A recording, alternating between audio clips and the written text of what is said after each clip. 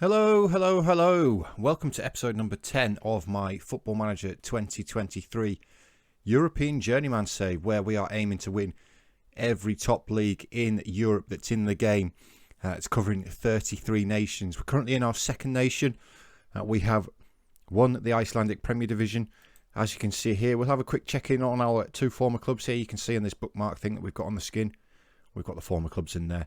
Their season is now finished. Leiknir, the defending champions, finished in 22nd place, and Cordringa finished in 8th place, and Cordringa finished just below them in 9th place. Now that the season's over in Iceland, I am going to remove that league just to help speed the game up a little bit.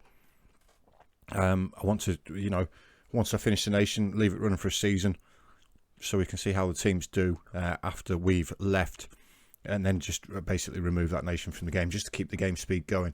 Now things are going reasonably well since you were last with us. You were here at the start of the season for the Llanelli Town game. We then took on Swansea Uni with a 2-1 victory here.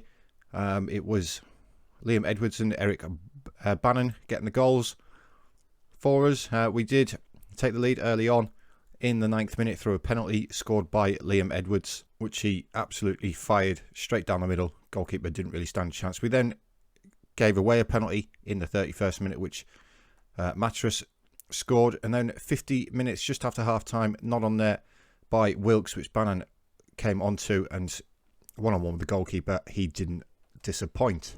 Next game up, we were at home to Cwmbran Celtic. Bannon picking up a hat-trick in this one, Zola also getting on the score sheet. Brandon Virgo did score 2 goals for Cwmbran. So we started off the scoring in the 20th minute. It was Fraser with the ball over the top to Sharman, who pulled it across, deflected to Bannon on his left foot on the volley into the bottom corner. We then scored a second not long after. It was Sharman again with Zola with the ball over the top for Fraser, who was fouled, but Bannon was there. Referee played a good advantage and Bannon grabbed his second of the game.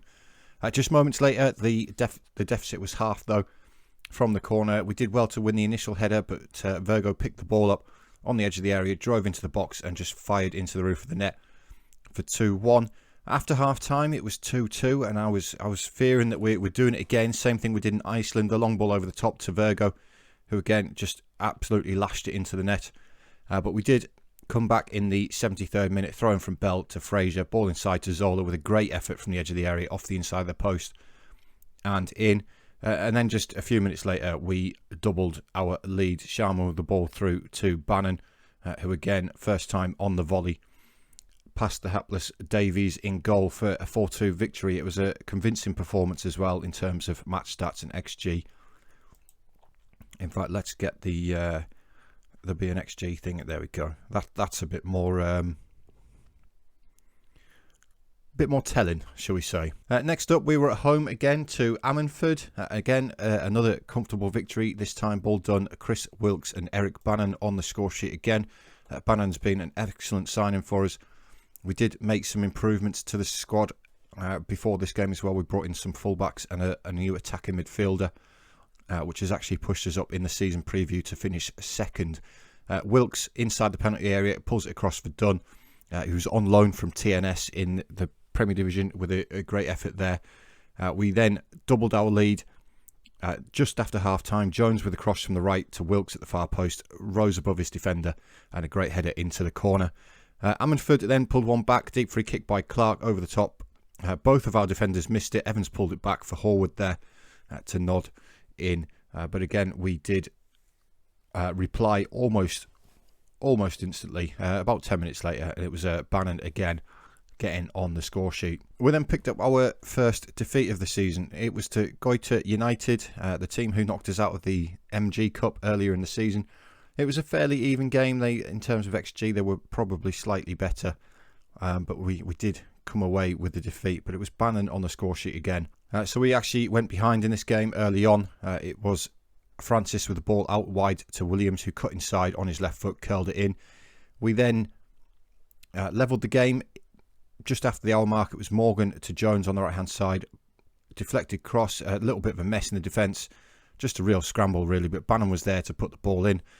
Goita then took the lead in the 71st minute. Williams with the ball across to the other Williams to make it 2-1. We did have 2 players sent off in this game as well.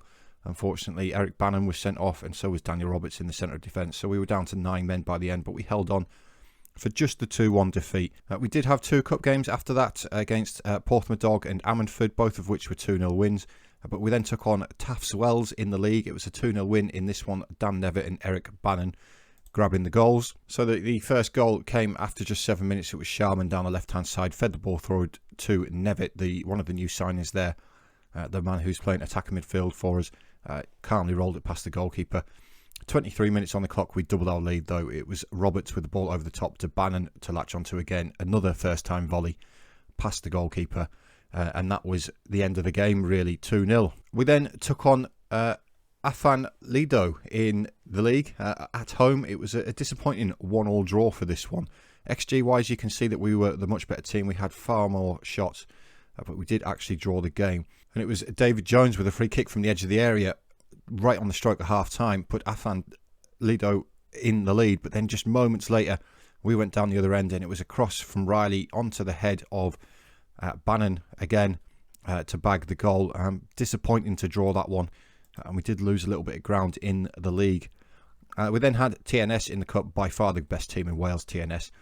I was quite encouraged by a 4-2 defeat. It wasn't too bad. Nevitt and Fraser grabbing the goals in that one. But now we're on a little bit of a run in the league. A 2-1 win over Lliswerry. I think the double L is pronounced as a sound. I did live in Wales for a few years, so I should know that. But we were away from home. We picked up a 2-1 win. It was Bannon again on the score sheet, and Dan Nevitt from the attacking midfield role. You can see in terms of the XG there in the bottom right-hand corner, we were much better. We had a lot more shots again. First goal was scored by us. It was in the 34th minute. It was Wilkes cutting inside on his right foot. It was deflected up in the air. Bannon rose above the 2 defenders to nod it past the goalkeeper. Lliswerry did score then from the free kick right on the stroke of half-time. But coming in towards the last 15 minutes of the game, we did take the lead. It was Roberts with the ball on the edge of the area, cuts it across for Nevitt, who absolutely put his foot through that one, and has ended up in the back of the net for a 2-1 win. Next up in the league was Britain Ferry, 4-2 win in this one. Cooper, Nevitt, Dunn and Bannon on the score sheet for Port Talbot.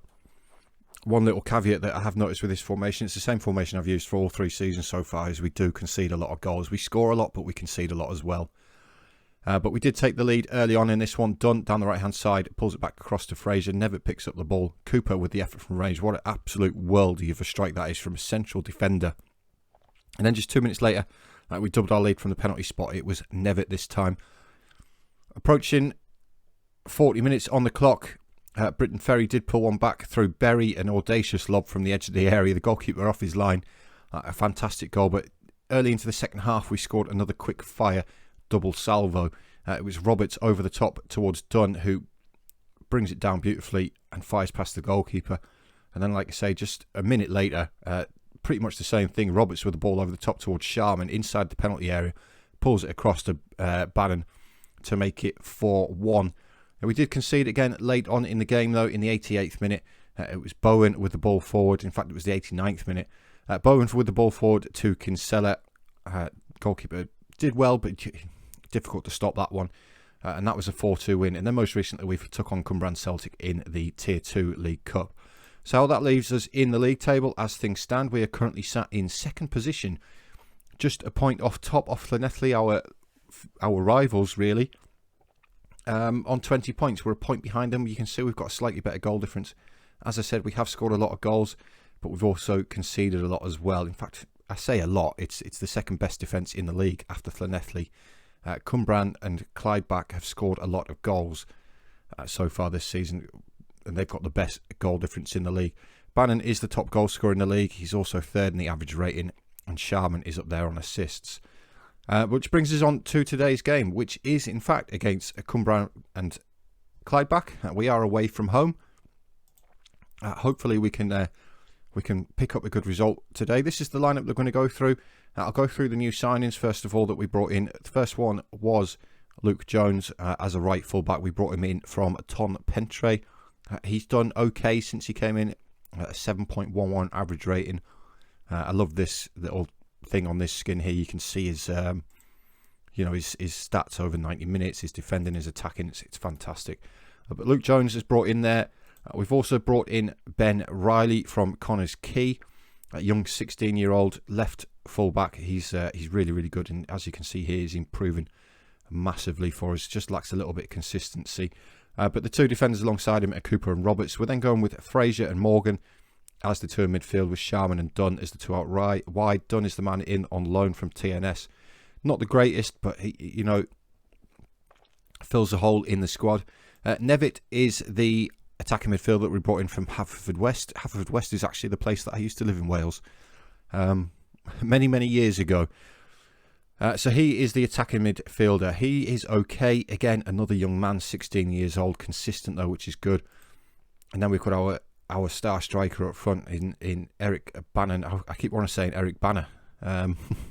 But again, another 16-year-old with a 7.52 average rating. If we have a look at his attacking stats, expected goals he's overperformed by 4.27 goals, and he scores nearly a goal every game. So every 100 minutes he's actually scoring a goal. So he's doing really, really well. So that is the team lineup for today against Cumbrian and Clydeback. Just hoping really that we can continue our good run. I love this, by the way. I really do love this. It's cool, isn't it? It's really, really cool. So is this screen, by the way. This screen here is awesome as well. I really, really like this skin. As I said in the last episode, there'll be a link in the description for the skin. I think it's really, really cool. But we are hoping to, obviously, like I say, continue our good form here. It would be nice to get promoted at the first attempt. I think it's going to be hard against Llanelli Town, though. As we're into our first highlight in the 11th minute, it's a goal kick for Cumbrian, which is headed on. Drury's onto it.